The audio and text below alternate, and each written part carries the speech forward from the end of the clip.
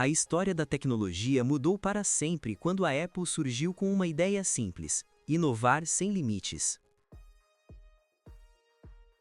Fundada oficialmente em 1º de abril de 1976 por Steve Wozniak, Steve Jobs e Ronald Wayne, a ideia partiu de Steve Wozniak, que projetou um computador pessoal rudimentar para uso doméstico, o Apple I. Eles levaram o projeto do computador para a empresa que o Wozniak trabalhava, a Hewlett-Packard, HP, mas ela se recusou a fabricar. Foi então que o Wozniak e Steve Jobs decidiram fundar sua própria empresa, unindo seus esforços. Também contaram com a participação de Ronald Wayne, embora ele tenha saído da sociedade pouco tempo depois.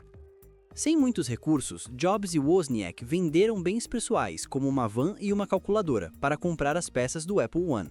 A decisão de vender bens pessoais era vista como um risco pequeno, comparado à oportunidade de criar algo novo. E com isso, eles financiaram os componentes do Apple I.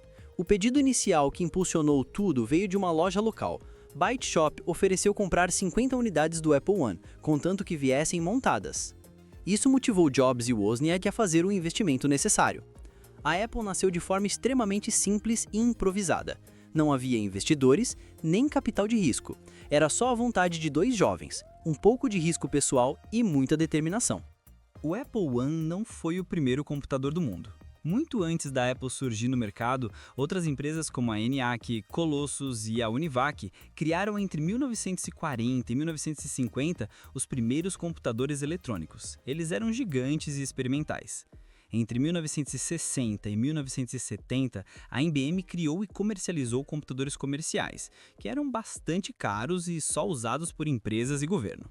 E entre 1970 e 1975, uma empresa chamada MITS criou um modelo de computador Altair 8800, que inovou por ser o primeiro computador pessoal em kit, mais barato e produzido em grande escala para o público em geral. A Apple só surgiu no mercado em 1975. Mas por que o Apple I foi tão revolucionário? Antes dele, o usuário precisava montar o computador inteiro, soldar peças, montar gabinete. Geralmente não havia teclado ou tela integrada, só luzes, interruptores e cartões perfurados. O Apple I trouxe novidades práticas, tais como uma única placa-mãe já montada, permitiu usar uma TV como monitor, conexão para um teclado normal, preço mais acessível, comparado com o mercado da época. Ele tornou o computador pessoal realmente pessoal, algo que qualquer pessoa comum poderia usar em casa com pouca configuração. A Apple não inventou o computador, mas popularizou a ideia de que cada pessoa poderia ter um. Iniciou a indústria de computadores pessoais que dominaria os anos seguintes e criou a base para o Apple II, que mudou definitivamente o mercado.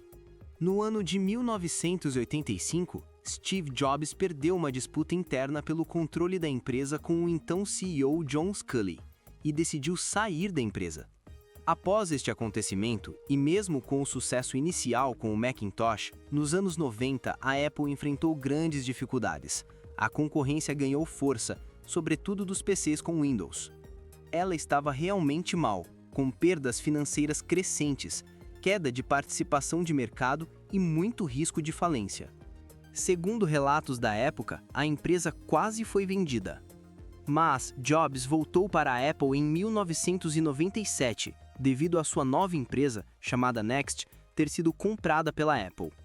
Jobs, agora CEO da Apple, cortou boa parte dos projetos perdidos, simplificou o portfólio de produtos e redirecionou a empresa para poucos produtos bem pensados.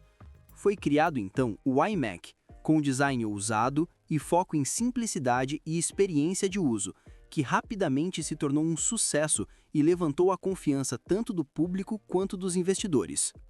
A empresa saiu da beira da falência, estabilizou suas finanças, reconquistou relevância no mercado e começou a trilhar o caminho que a transformaria em um dos maiores nomes da tecnologia mundial. Ele reinventou a Apple, não só como empresa de hardware, mas como marca focada em design, inovação, simplicidade e experiência do usuário. Em 2001, Jobs lançou o iPod.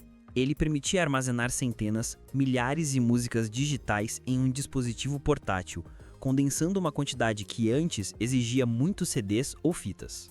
Com o iPod, a Apple mudou a forma de ouvir música, trouxe a ideia de tocar sua própria playlist onde quiser iniciou o declínio dos CDs físicos e popularizou o conceito de player digital portátil. Ele virou símbolo de estilo, transformou o mercado da música e a forma de consumir música, foi o início da música digital e preparou o terreno para a integração entre música, mais dispositivos, mais internet. Uma base para os smartphones modernos e streaming. E, finalmente, em 9 de janeiro de 2007, Steve Jobs lançou o revolucionário iPhone.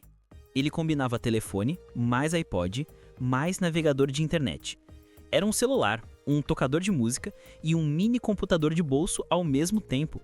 Inaugurou a tela touchscreen capacitiva com uso de gestos e toque, abandonando teclados físicos comuns na época.